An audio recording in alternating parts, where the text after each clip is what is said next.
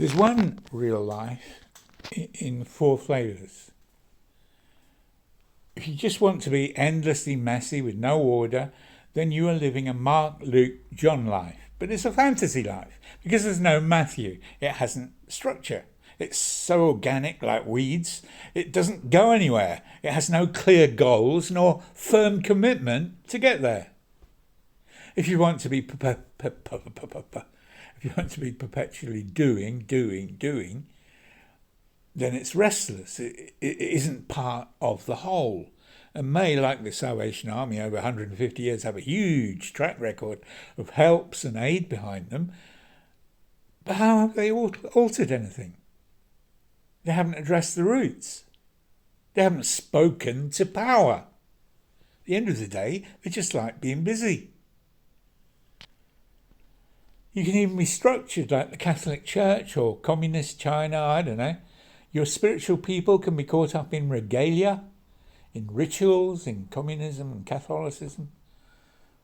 Again, have very practical social helps.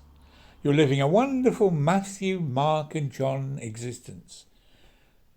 But it's a fantasy land if there's no firm thinking going on. What are we doing this for? How is this helping all the data as it comes in? Where are the Lukes and free capacity of thought in all this? Where is the freedom to think? In both those settings, a dogma. In England, we're largely free of Catholicism in all but its Jesuit systems. We don't feel oppressed by a pope at every corner. England isn't Italy. England isn't yet a social credit scoring nation like China if you write or think the wrong thing. So that sort of existence, your Matthew, Mark and John existence on its own, is a fantasy land. It's not real life. Communism isn't real life. Real life is four intertwined woods like tabernacles, like Feast of Tabernacles. Read Leviticus 23.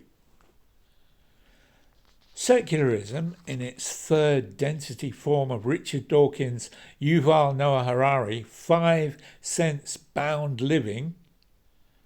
Third density is the kind of new age phrase for, restricting ourselves to just what our material senses say. And that is like a Matthew, Mark, Luke pyramid, isn't it? It's the last 200 years of stultified hamster wheel living with no God or supernatural. That too is a fantasy land.